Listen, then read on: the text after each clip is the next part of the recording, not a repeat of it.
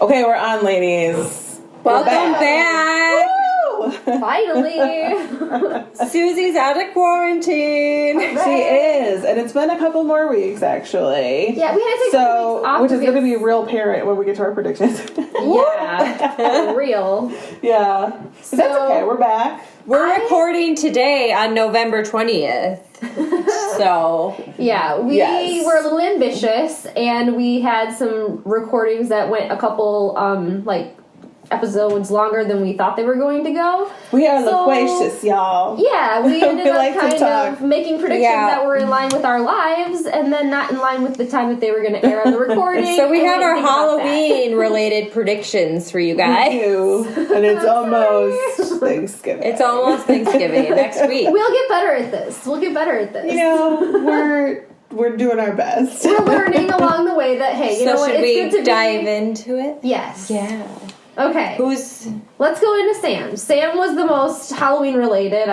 Both are. I predicted that I would have to shoo 3 trick-or-treaters off my lawn because, it's a pandemic and we should be staying home. I want to note that my county is above 30%.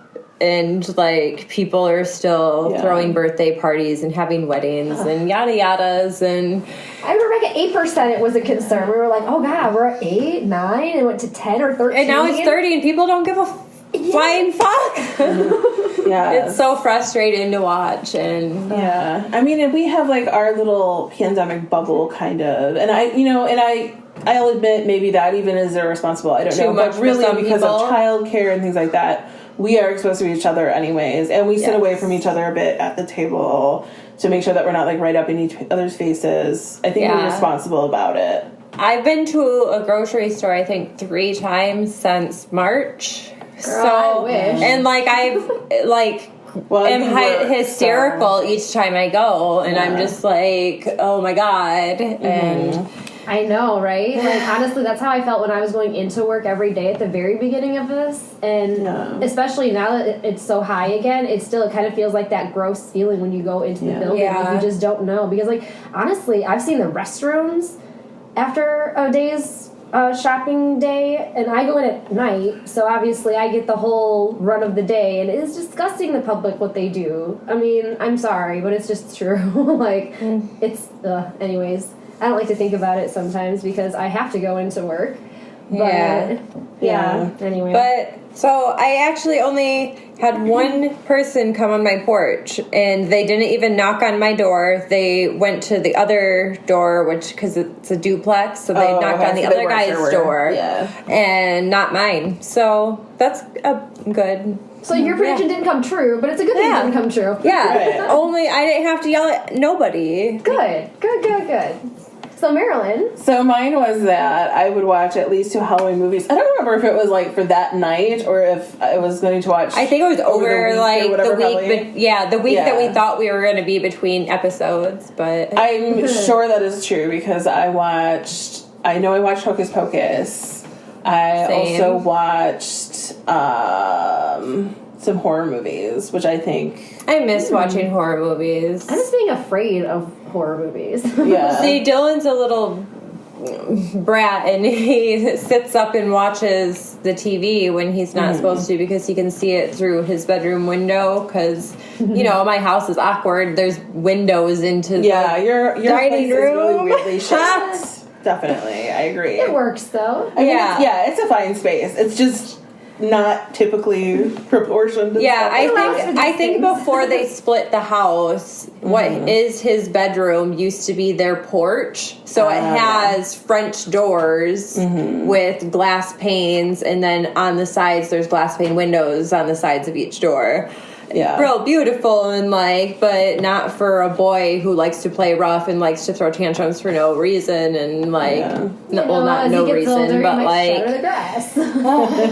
yeah, so there's that. Yeah. But so you got I miss watching horror movies. I'm jealous. Yeah, I don't watch them often, but I do watch them sometimes. Sometimes, you just want a little scare, I mean, not really. I want it to be predictable. I don't like to be scared in general, but Especially I living can enjoy alone. the, fictional, whatever. Well, to be fair, I will not be living alone for much longer. Yeah, my mom will move in. Susie has an update, actually, to one of her predictions. Prior prediction. Excuse me, sorry, frog in my throat. But anyways, so my update is to Aunt Bev's room. So I've had a couple to be continued. The very first one, obviously, we got more than 5 likes and 5 views. 2 updates. Yeah, we got more than 5 likes and 5 views on the first episode. We did. Thank you so much, guys, for listening, by the way. We have way outblew that, actually. Well, did you guys have the numbers for that, actually? We're close to... Here, I can... Like 80 views of our trailer and like 60 or 70 views of the first episode, and then...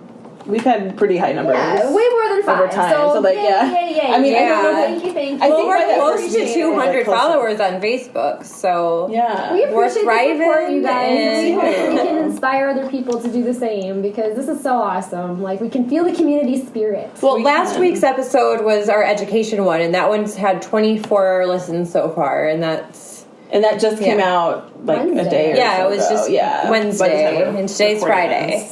That's got some good stuff in there, so if you haven't checked that one out, well, I mean, they probably checked it out for checking this one out. I don't know. Maybe not, because a lot of my music fans might be checking out this one for the first time and not have listened to my education episode. True. Oh, there's some good stuff in there. So, anyways, yes, updates on the predictions. Back to predictions. We got...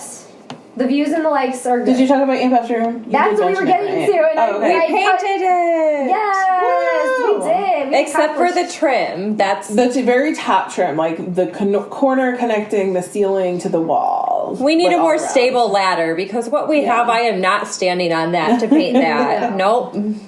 Yeah. Not me. Not my clumsy self. Yeah. But it is painted nonetheless. My prediction was that Aunt Bev's room would be painted the next time we got together. We're back together again, and it is painted. So I got 1 win. Well, 2 wins, actually, because I said at least. I was very vague on that prediction. But then my latest prediction here. Your latest prediction. So sorry, but my latest prediction was that I would be done working the first week of November, because the department that I work in is called Planogram, and we basically set stuff up for the season. But once the shopping season truly hits, we don't have to do resets because people are busy shopping everything. So that's when our department slows down. So I decided to try to go on a 30-day leave, because I had some personal things going on that I needed to kind of balance out at home, and just with the whole new home caregiving things going on, and Kelly, and just we got a whole bunch of stuff. So I'm trying to balance everything. And anyways, upon talking to my boss, it actually is going to work out to where I'm still going to be. So my prediction was that I'm going to be done working or going on my 30-day leave the first week of November. I did not get a win on this prediction. So close.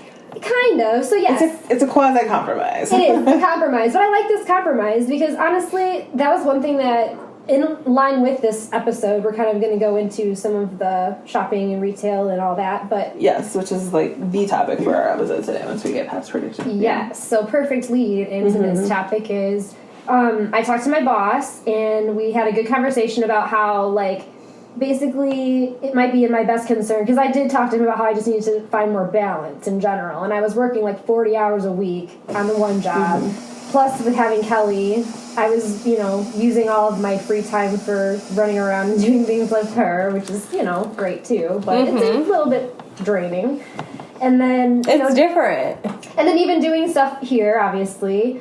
And then when I'm helping with Mel, and it's just a lot, So we basically, plus with the housework and keeping up with all of the house with everybody now, with 2 more bodies in the house is a little bit more, and blah. Yeah. Anyways, so he was like, you know what, why don't we just try going down to like 1 day, 2 days a week, and just see how that goes for a while. Maybe that's all you need, is just to have a little less time here. And if that's what works out best, then that'll be fine, which actually I like that, because I can, still get out of the house, because I can value getting out of the house still.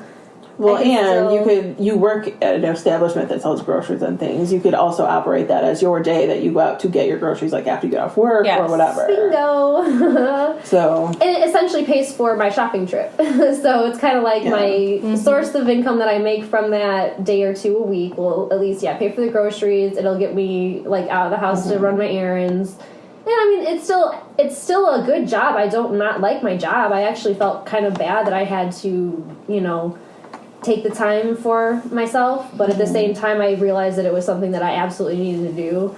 And you got a new family, like. And in my past, I've never really thought. I was always like that worker bee that wanted to, I'll go in sick if I'm dying and blah blah blah, you know. And it's like nowadays you think about that. And your whole life, like you started working young.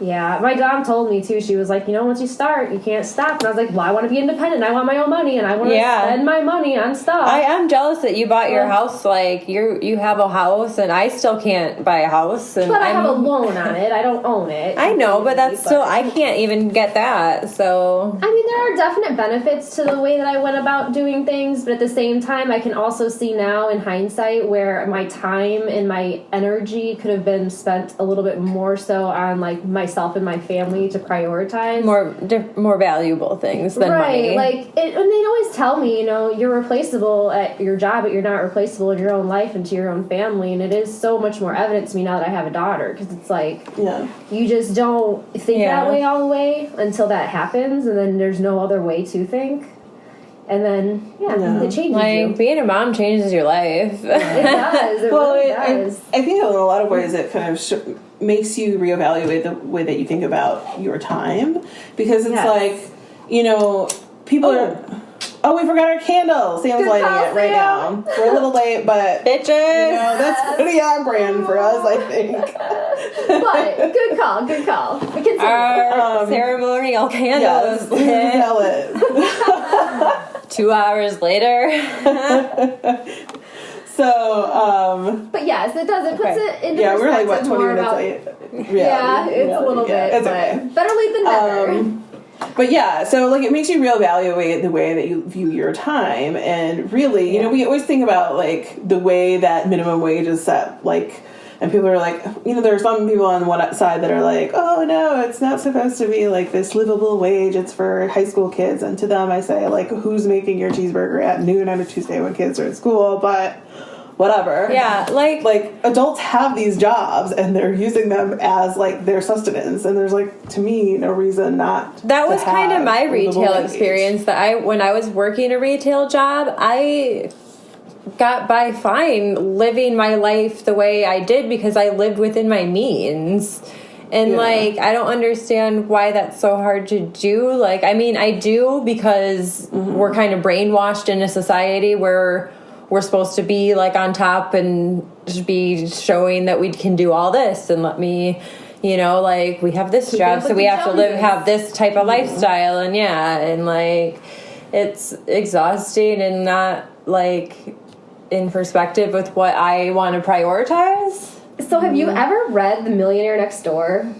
No. You need to read it. I haven't read a lot, girl. I'm not a big reader. Scott just recommended this book to me literally less than a week ago, and I listened to the audio version of it a couple times now. I haven't gotten all of the ins and outs of it because it's so long. It's an 8-hour recording, and I didn't tune into every bit of it when I was listening to it. Yeah. But maybe I need to get a subscription to an audio thing. Dude, you should my brother has a channel that he sends me things to. He could probably link you to the same channel, and it's just sometimes it's just a little video, sometimes it's a full audio book, sometimes it's just but it's funny because when I hear titles like that, I think, oh gosh, money hungry, blah blah blah. But to be honest with you, it's actually kind of the opposite. It's talking about living within your means, and how people that truly are millionaires aren't people that live extravagantly and own Escalades and have the freaking name brand shoes. It's people that literally have worked their whole life, they've saved, they've put aside, they've sacrificed things in the moment that they may have wanted for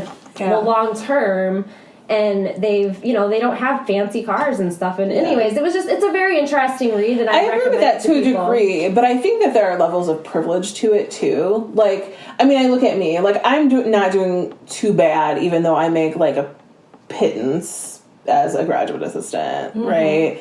But I have to look at all the privileges that have allowed me to live that way on that salary. I rent a house for my mom for a very, very, very cheap amount. like right now. Yeah. There are circumstances that allow for eat certain with her. She brings me too. food a lot, and I sometimes feed her as well. But like, you know what I mean? Like there are certain perks that I have that a lot of people don't have. And now you are renting, Sam, but you have someone to help you with your rent, and you have a partner. Well, so.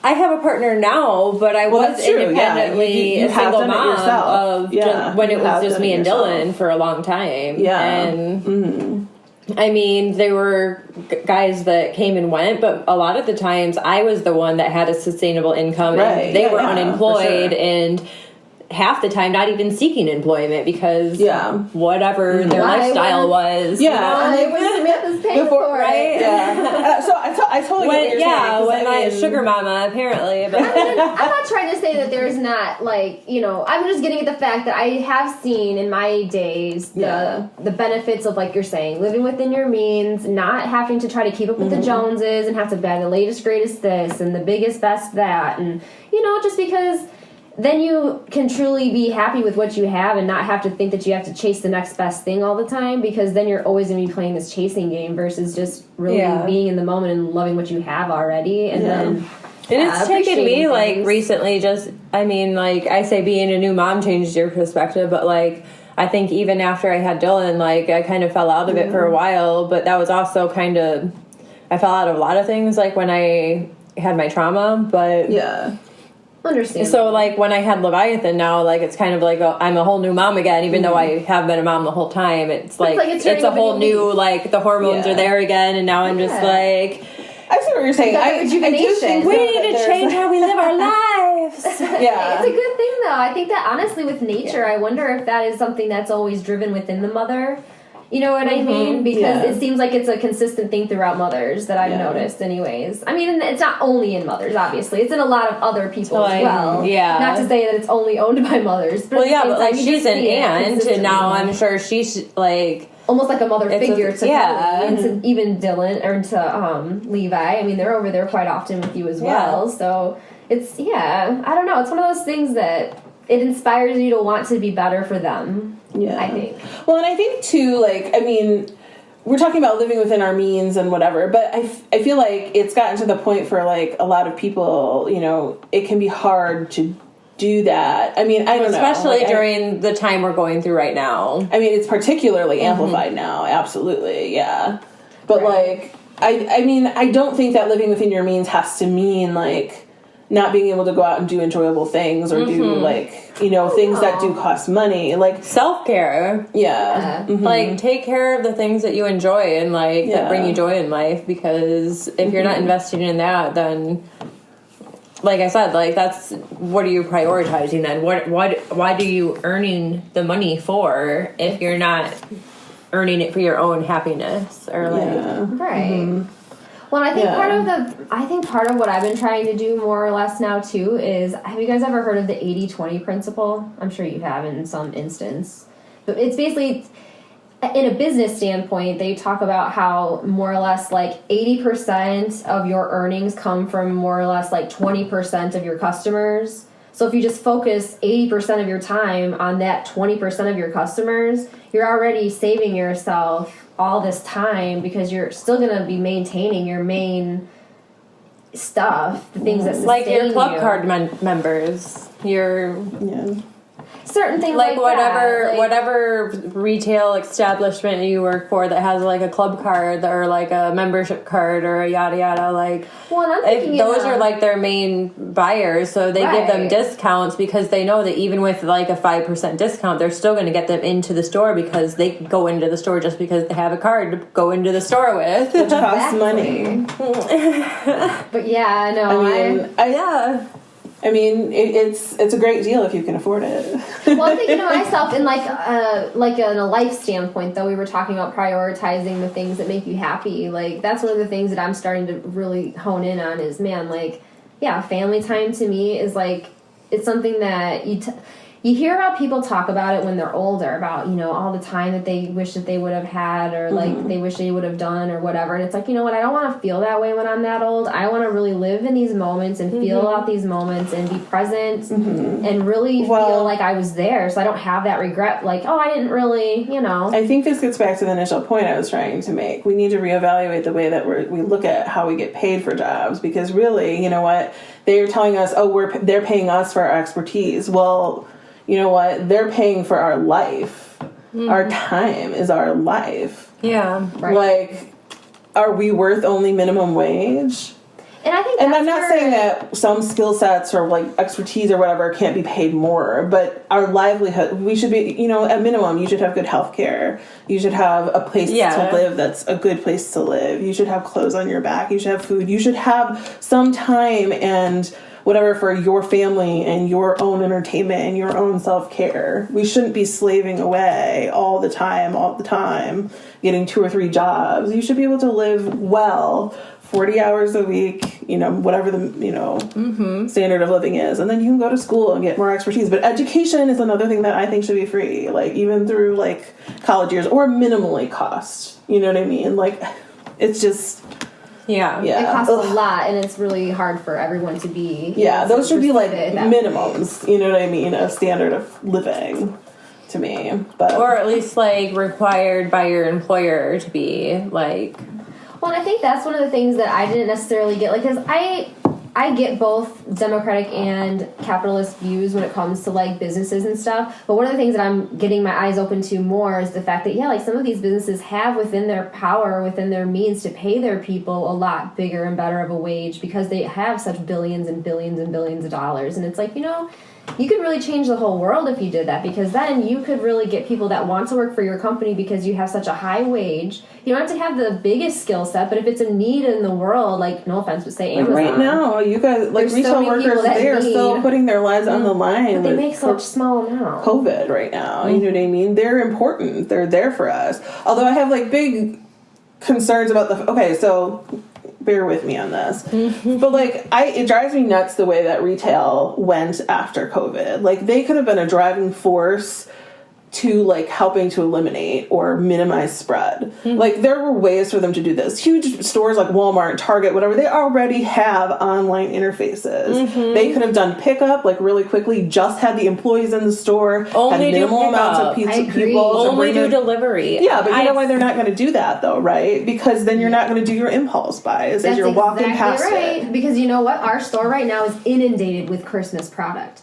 Inundated. So if they didn't have the driving traffic sales that they'd never sell it all. They would never sell it all. So that's why they need to stay open, so they can get the bodies in there to actually shop the merchandise. They don't have to clearance it all. Yeah. So that way they can actually make their margins on it, because they chose to buy it all when they knew that nobody was going to come out and buy it, probably. But unless they're open though. So if they just took the time though away from like their people like sales representatives and cashiers to like put that clearance stuff up for sale online, people would buy it online. Like, and we have a fairly well-rounded establishment of people who understand how to do electronic systems, especially if you give them a quick training. They can learn how to do this. Most of your younger people, and even the older people, if you train them to do it, they can do it. You know what I mean? Like, there were so many ways minimize contact that these megacorps could have led the way in helping to, you know, been like, yes, we could be open, but we're going to limit we'll stick some arrows on our floors so that we will hope you can that still people walk past will each go other. this direction. Yeah, right. People were... Like I mentioned, like, my county's above 30%, and, like, we're supposed to not have indoor restaurant service and not be meeting 10 or more people at a time and all these other mandates, which a lot of states have mandates similar at this, like, right now. But I drove by some of the restaurants, and they're doing indoor dining, and they're going to get shut down. They don't even have outdoor dining available anymore. Like, they took their tents down. Like, what do you... I don't understand. It's so frustrating to me, because I just don't understand why we can't stay at home for a while so that less people don't die and then come together. Like, yeah. Well, the sad part is, too, that, like, in those instances, it's like, I feel like people are feeling almost the forced need to go out and work to make the money so that way they can maintain their life. When it's like, dude, if they were to have gotten those stimulus checks, then that would have actually helped people stay I'm home. not even talking about the people that are working. I'm talking about... the people that are going into the restaurants like, dying. People that are going out that could be staying home, and... I see what you're saying, yes. That are choosing I get that people want to be... I know that people are, like, tired of this, and they're like, whatever, but I'm just like... It, like, boggles my mind that people don't understand, like, if we, like, could just take, like, 2 or 3 weeks collectively and just stay home for the most part. I know that there are going to be some essential jobs, like healthcare workers and like maybe grocery stores, but like just grocery stores, and pick up your groceries. Like they'll, you have to order online or whatever, or drive up and tell them what you want and need, and they'll like have an iPad and you have an iPad or like something, or if you or don't they stay on the phone with you as you whatever as they like sanitize it, hand it to them, they pick their stuff, and then you go shop it for them, and then bring it and the employees can run through that store really quickly because you have algorithms and shit that can just put the grocery list and tell you where to go to get the stuff really quickly. GPSs it through the store for them. Yes. Like, there's literally no reason that these big retail stores need to be open. And frankly, there have been, like, lots of mom and pop shops that have figured this out. Order online, pick it up, we'll run it to the curb to you. Yeah, like, forced to do that, actually. They actually, like, at restaurants... Well, I know they've been forced, but, like, it's a way for them to stay open for now. Doing it. What's that? A lot of them weren't doing what they were supposed to be doing, I think. But yeah. But no, honestly, that is one thing that's been kind of sucky just in general. Just this whole COVID has thrown a lot of things into a weird spin. Yeah. But hopefully everything will come to a point where everybody will get. But that being said, I mean, I think we should add, though, I do understand the pinch on small businesses that this has caused. But that's why we need, like, relief from the federal and state levels. Like, I mean... But again, had we just nipped this mostly in the bud way a long time ago, We're going to kind of get more into this, but should we go into... Can I make one more comment in line with that? One thing that doesn't make any sense to me, because I know a lot of people are like, we can't afford that, we can't afford that. And I know we can't afford that. Yeah. But at the same time, like, can we afford to put billions of... We can't afford not to. The hospitals to get overloaded, can we afford to... But also, like, how many dollars are they willing to just throw into our military when we need more military protection? But yet, when we need actual health protection for our people, like, on the front, they're, like, so regretful to give us any funding for stuff like this. And it's like, you guys, like, this is really what we need funding for, is for situations like this. Like, I know that we do obviously need our funding for our military, but, like, I hear about the military spending sometimes, and it's just like, God, like, well, how much of it, like, I mean, I feel like... If it was more balanced between all levels, I just wonder what that would look like. Like, if education was given as much money as the military. I mean, obviously that's ridiculous to think about, but I'm just saying, like, you know what I'm saying. Yeah. Sorry, but anyways, back to the topic. I didn't mean to, I just had to finish with that. That's okay. What are you doing?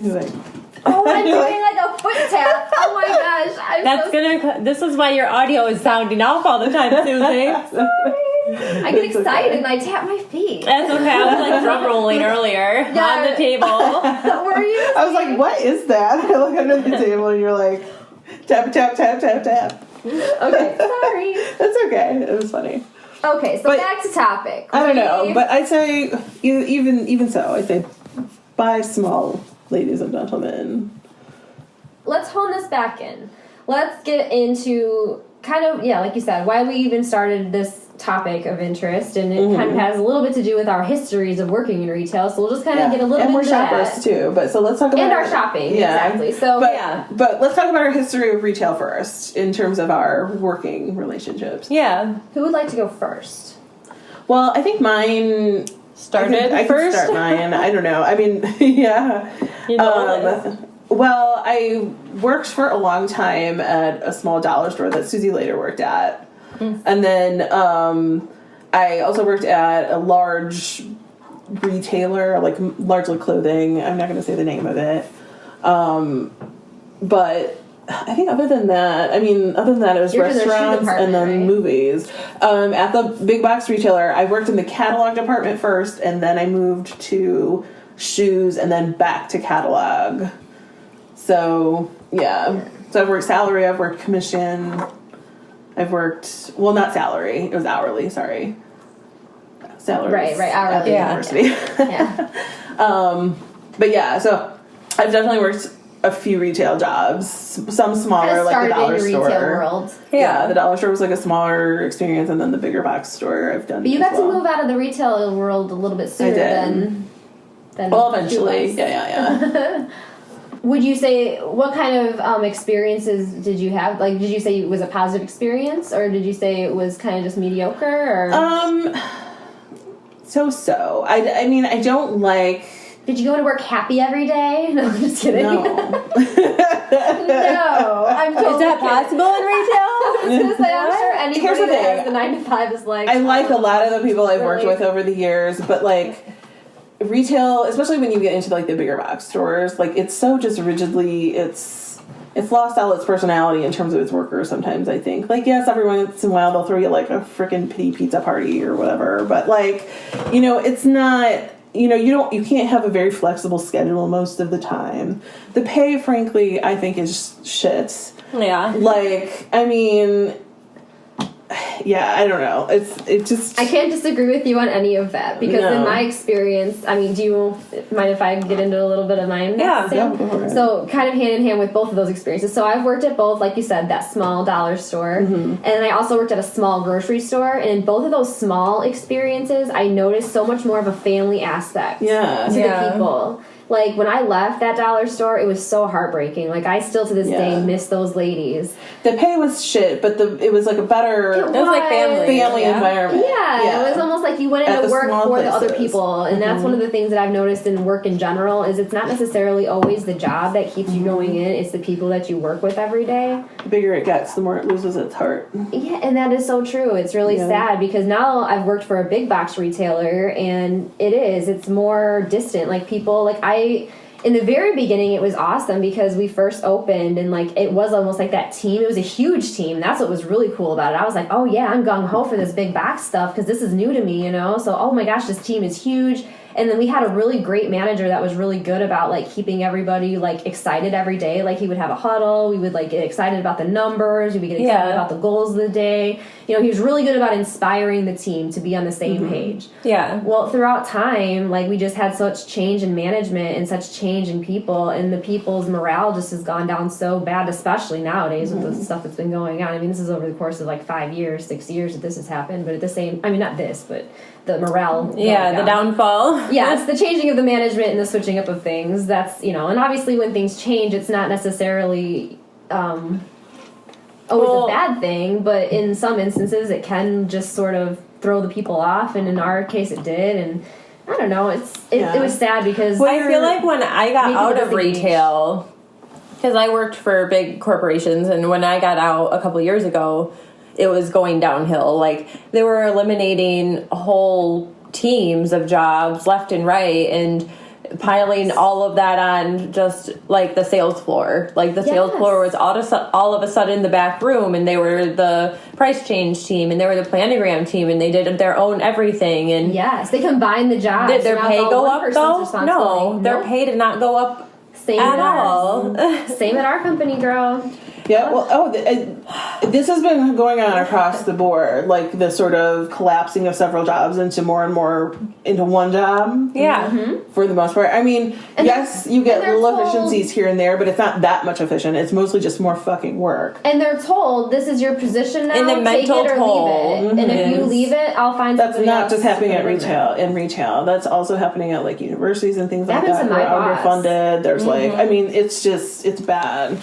When I was in GM, we had a pricing and a pricing and inventory team leader, and we had a planogram team leader. And I, at that point in time, was a GM team leader, and I basically told them, I was like, man, I feel like that pricing and inventory ought to have 2 team leaders, because, I mean, pricing is a big job in itself, and so is inventory. So if they had one for each, it would be really more, you know, individualized attention, and it would have been more efficiently ran and whatever. So what do? They combined it with the planogram team lead. So now all 3 of those tasks are now on the planogram team leader, nonetheless, the one that has no technical pricing and they love to do that. It's terrible. Well, here's the thing. When the bigger these places get and the more profit driven they become, the more bound to the whims of where the profit leads is and a lot of that is personnel cutting and combining of jobs and whatever. Which all the self-checkouts, which...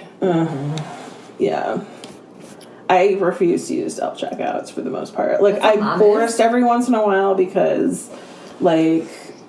at night, well, this was like a long time ago when they still had like 24-hour grocers. They don't really COVID. But right, they don't have any opened or anything. Not really anymore. Yeah, so you can like request it at our store if you ask the person that's at the. Well, no, basically they always have to have somebody that's available to help at a register in case somebody has something that happens that goes wrong at the self checkout. So if you tell the person that's at self checkout, hey, I need to check out at the lane. They'll go over and check you out at the lane. Okay. At least at our store. Yeah, well, I've been at a couple grocery stores at night, here and there, like, over the years, you know, where it's, like, the only option is that. Well, and the part that sucks about that is that... I've been to places like that. Mom's principle on doing that is the fact that, okay, well, now they're needing this person to be here to do this job, so I'm giving this person a job. Well, the problem with that is the fact that that corporation isn't going to necessarily recognize that that person needs more help in another body. They're going to see that as, oh, we need to put in another self-checkout, obviously, then.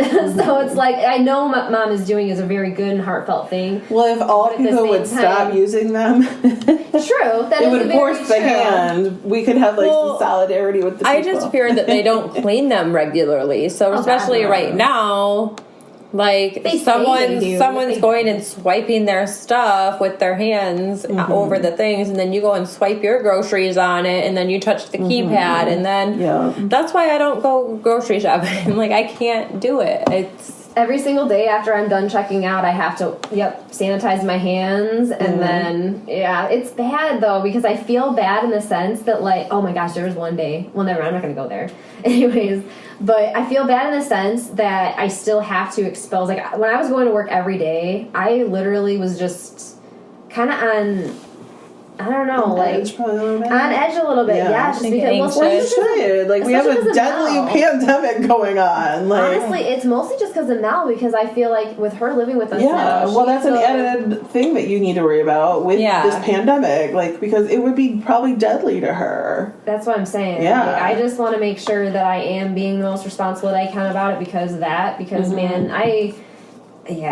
it's I don't even want to think about it. But anyways, I understand that. That's why I'm so, I've already mentioned that I'm frustrated that people aren't taking it seriously. But, like, we have people that could die, and they, like, I don't get why that doesn't matter to people. It's... I could go into it all day. It's not their loved one. If it was their loved one, then they would care. But I feel like everybody in their life has, like, a crucial loved one, you know? That's like how... I agree. I don't know. You would think, but it still isn't enough for some people to act differently, apparently. Yeah, well, I think, not to get too political in here, but I think a lot of it is because it became politicized so quickly. Yeah, that too. Certain people...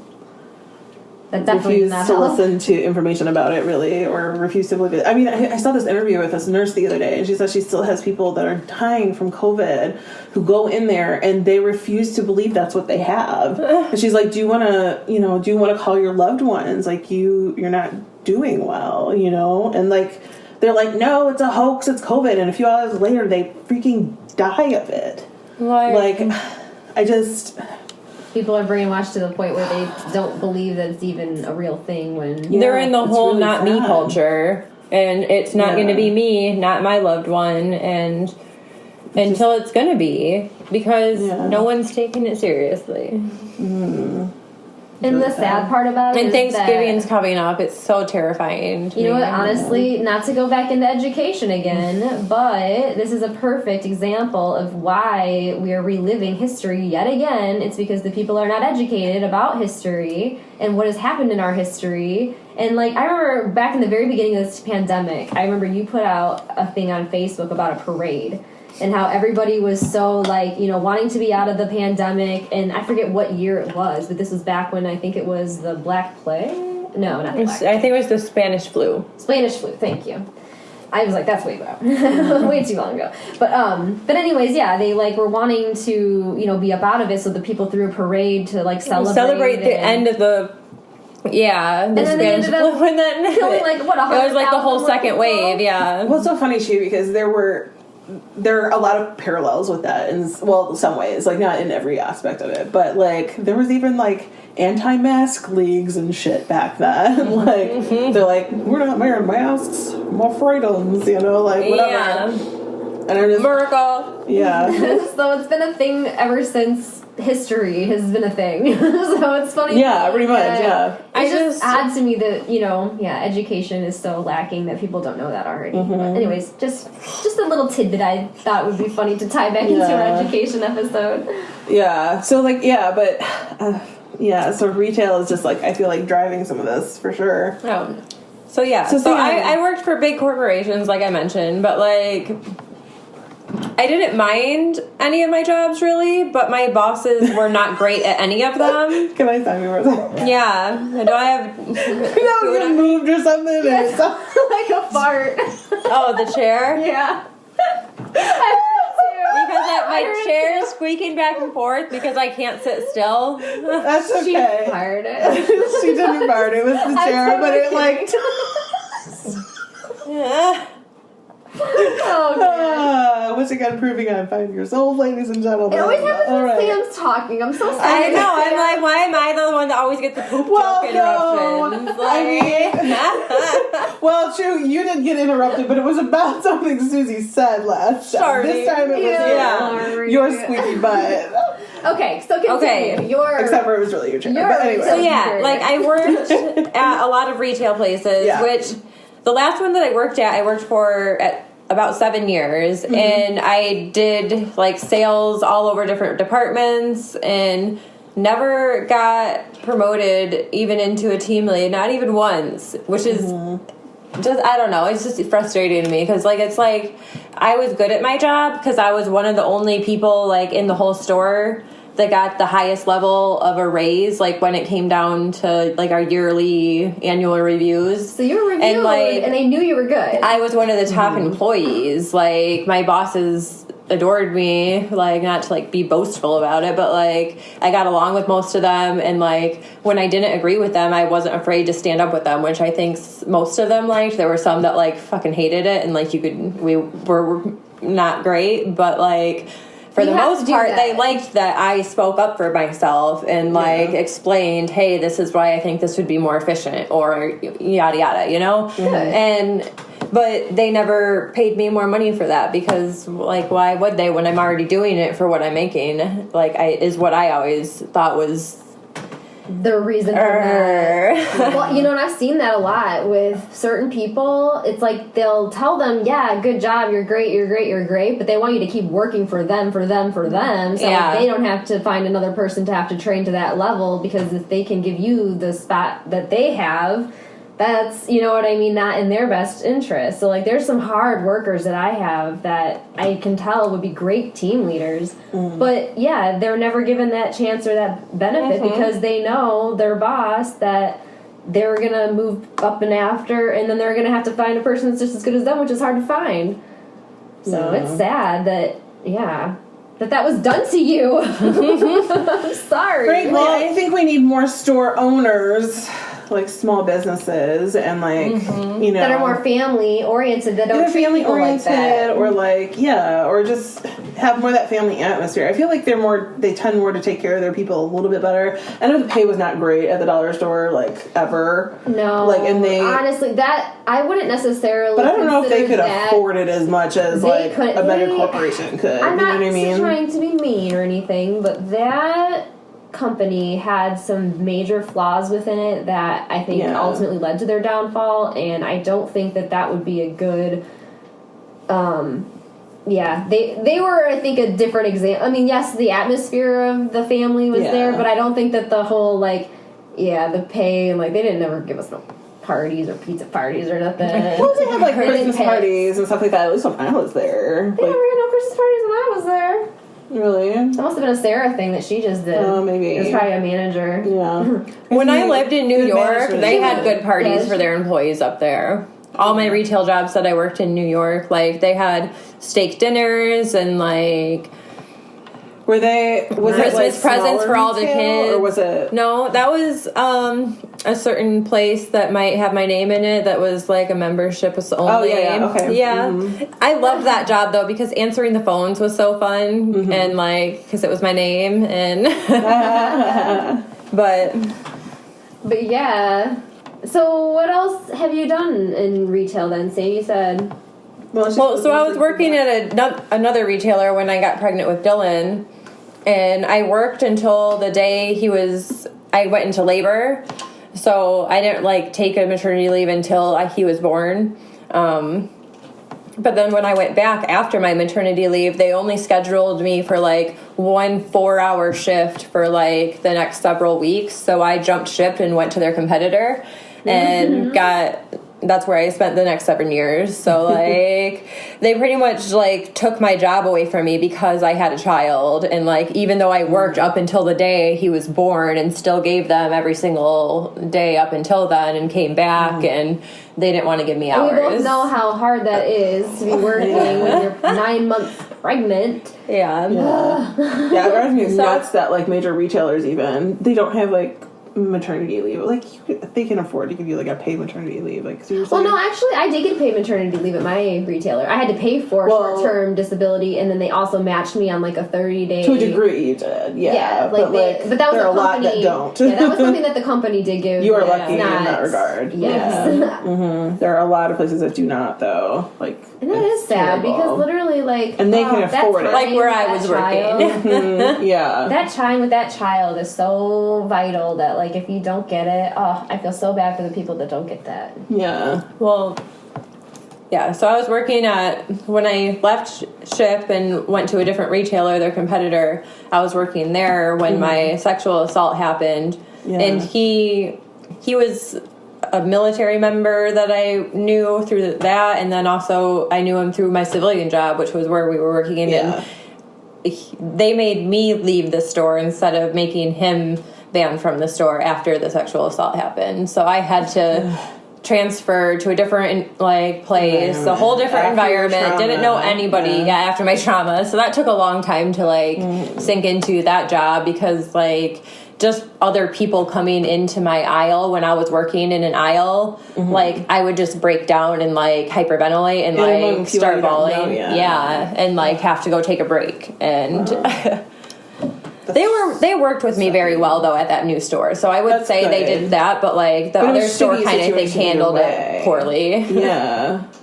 Wow. Especially because I got, like, I got a restraining order, like, in place because of it, and they still made me leave when I'm the one that has the restraining order. He should be the one that's, like, fired and because it's, like, punishing the victim. I don't, like, sustaining that's a whole different story. Like, that's just But I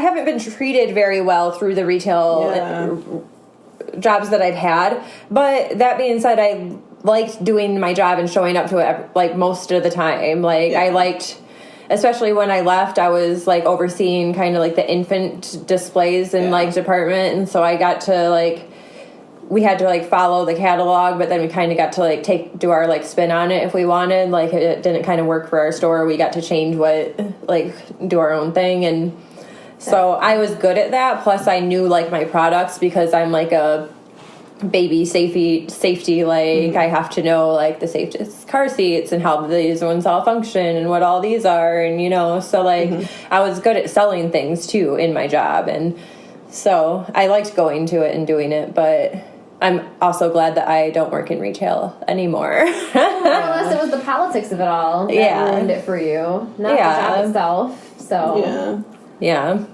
And it was a lot of work for no reward at the end, really, because, like I said, like, not, like, jumping so high and not, like, getting a return for it. Like, why am I jumping so high? Like, why am I taking so much of my time and so much of my energy for this when it's not being seen or heard? So, totally understand. 100%. I don't know. I think that just goes back to that, like, it just loses its heart the bigger it gets, I think. And I'm not saying that, like, small businesses are perfect. Like, especially right now, because I feel like smaller businesses are hurting because of, like, big box stores. Largely because of big box stores. That, like, they can't really compete with them salary-wise, price-wise, etc. Like, this is kind of what happens when you allow... Again, I don't want to give the impression that I'm an anti-capitalist. I'm not. But this is what happens when you let capitalism get out of hand. You know what I mean? Like, it tends to eat itself almost. It gets it to the point where, like, even smaller establishments can't really afford to pay their employees things, and, like, they don't have the massive scale of products, so they can't take advantage of, like, discounts and things like that bigger conglomerates can, and it just keeps, like, compiling. It's bad. Shop small, especially right now, guys, because with COVID and everything. Like, support people on Etsy and support them on their Redbubbles. How great it was in the beginning of the pandemic when everybody was buying face masks from home people that were actually sewing. Now that those mega conglomerates that have virtual slave labor racks of them at every store you go into for cheaper than we can sell them for, because they now they can go out to the store and get them, and now they have a reason to go to the fucking store. Right? One of those impulse buys. Exactly. Ooh, it's got unicorns on it. Thank you for listening to the first of our 2 episodes on shopping and retail. You can join us next week for the second half of this conversation. Be sure to subscribe so you never miss an episode, and leave us a review.